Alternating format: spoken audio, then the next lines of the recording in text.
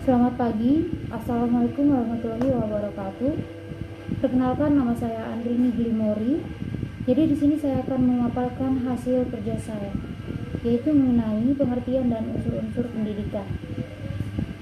Pengertian pendidikan. Pendidikan berasal dari kata pedagogi dan pedagogie. Pedagogi bermakna pendidikan, sedangkan pedagogie berarti ilmu pendidikan.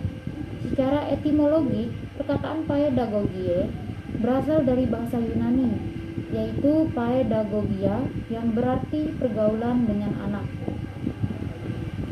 Di Indonesia melalui Undang-Undang Nomor 20 Tahun 2003 tentang Sistem Pendidikan Nasional Sisdiknas memberikan definisi mengenai pendidikan sebagai usaha sadar dan terencana untuk mewujudkan suasana belajar dan proses pembelajaran agar peserta didik secara aktif mengembangkan potensi dirinya untuk memiliki kekuatan spiritual keagamaan, pengendalian diri, kepribadian, kecerdasan, akhlak mulia, serta keterampilan yang diperlukan dirinya, masyarakat, bangsa, dan negara.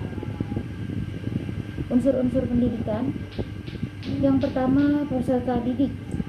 Peserta didik adalah pihak yang menerima pendidikan mulai dari lahir hingga akhir hayat.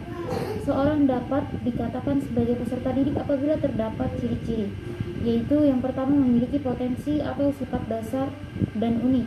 Yang kedua, sedang dalam proses perkembangan. Yang ketiga, seseorang yang masih belum dewasa. Yang keempat, membutuhkan bimbingan dan bantuan. Dan yang kelima, individu yang memiliki kemampuan untuk mandiri. Lalu unsurnya yang kedua yaitu pendidik. Pendidik adalah orang yang membantu para peserta didik dalam pengembangan potensi-potensi kemanusiaannya. Orang tersebut memiliki tanggung jawab untuk proses perkembangan dari peserta didik, yang termasuk kategori peserta didik. Pendidik adalah orang tua, guru, masyarakat, organisasi. Unsur yang ketiga yaitu interaksi edukatif. Unsur yang keempat, tujuan pendidikan. Unsur yang kelima, materi pendidikan. Unsur yang keenam, alat dan metode. Unsur yang ketujuh, lingkungan pendidikan. Unsur yang kedelapan, sarana dan prasarana pendidikan.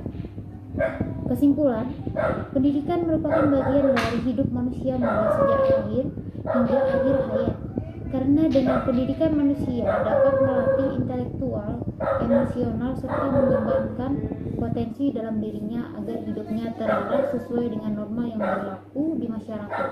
Saran, bagi pendidik diharapkan dapat memberikan pendidikan yang bermutu sesuai dengan kemampuan peserta didik. Bagi pemerintah diharapkan dapat membuat program-program lebih untuk masyarakat kurang mampu, serta mensosialisasikan akan pentingnya pendidikan. Sekian presentasi dari saya. Jika ada kesalahan kata, saya mohon maaf. Wassalamualaikum warahmatullahi wabarakatuh. Selamat pagi.